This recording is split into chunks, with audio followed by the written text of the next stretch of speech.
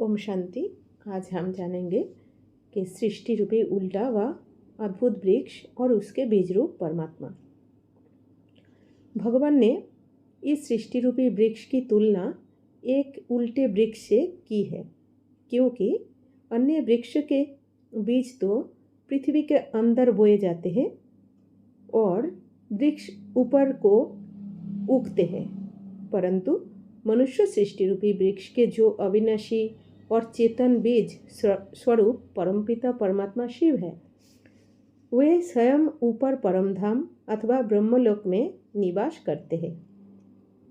चित्र में सबसे नीचे कलयुग के अंत और सतयुग के आरंभ का संगम दिखलाया गया है। वहाँ श्वेत वस्त्रधारी प्रजापिता ब्रह्मा, जगदम्बा सरस्वती तथा कुछ ब्राह्मणियाँ और ब्राह्मण सहज राजयोग की स्थिति में बैठे हैं।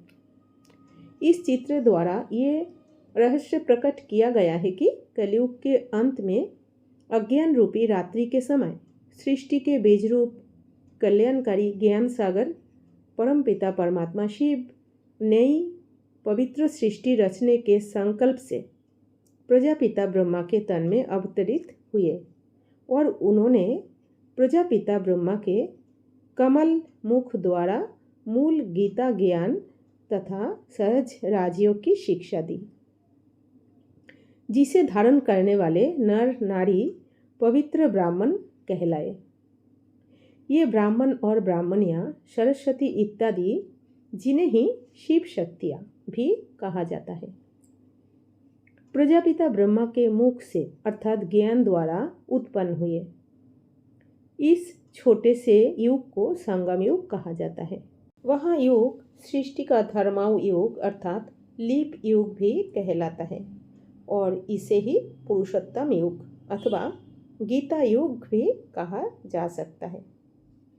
सतयुग में श्री लक्ष्मी और श्री नारायण का अटल अखंड निर्विघ्न और अति सुखकारी राज्य था। प्रसिद्ध है कि उस समय दूध और घी की नदियाँ बहती थी तथा शेर और गाय भी एक घाट पर पानी पीते थे। उस समय का भारत डबल सीट ताज अर्थात डबल क्राउन था। सभी सदा स्वस्थ, सदा धनवान और सदा सुखी थे। उस समय काम क्रोधादि विकारों की लड़ाई अथवा हिंसा का तथा अशांति एवं दुखों का नाम निशान भी नहीं था। उस समय के भारत को स्वर्ग, वैकुंठ, बहिस्थ, सुखधाम अथवा हेवनली एबॉर्ड कहा जाता है।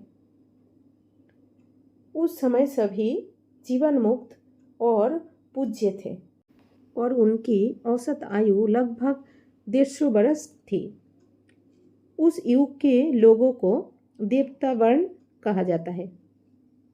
पूज्य विश्व महारानी भी श्री लक्ष्मी तथा पूज्य विश्व महाराजन श्री नारायण के सूर्यवंश में कुल 8 सूर्यवंशी महारानी तथा महाराजा हुए, जिन्होंने कि 1250 वर्षों तक चक्रवर्ती राज्य किया।